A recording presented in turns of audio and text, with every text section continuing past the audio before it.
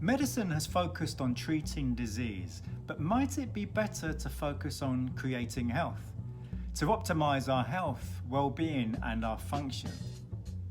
For many people, as they get older, they stop going on long hikes or other activities that involve a lot of movement, and instead, a huge percentage of people are taking regular pilgrimages to the doctor and hospitals, trying to stay alive for as long as possible while suffering with multiple conditions, many of which were brought on by sedentary behaviour and other lifestyle behaviours.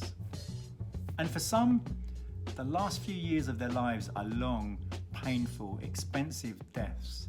What kind of end to life is that? Would you prefer a situation where you take the steps you need to take today to feel better than ever, and as a result experience good health in your later years? When I'm in my 90s, I'd like to be able to train for the Centenarian Olympics, rather than stuck in an old people's home taking multiple pills to keep the pain at bay.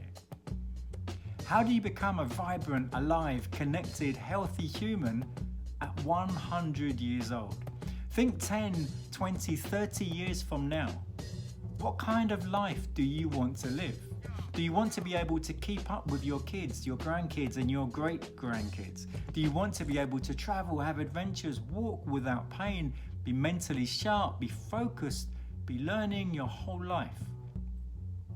Wouldn't it be better to be resilient and strong in the face of the global pandemic of disease like the one we're currently facing? To thrive and to die young as late as possible? From your experience, when you see a GP, how often have they had the time to truly look at what are the root causes of the ailments you have? Or is your experience that doctors are mostly treating the symptoms and trying to keep them at bay? I help my clients to think about creating health, to look at the body as a whole system, to look at sleep, breathing, nutrition, movement, and mindset, to optimize the essential functions of our body to create health, like our immune system, gut microbiome, hormones, energy systems, how we make energy in our bodies, our detoxification system, our muscles, our nutritional status. By helping the people I work with improve their sleep quality and quantity so they get more deep sleep and REM sleep.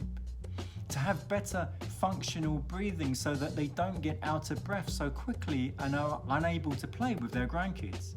To eat food that aids their autoimmune system rather than creates inflammation and fights against it.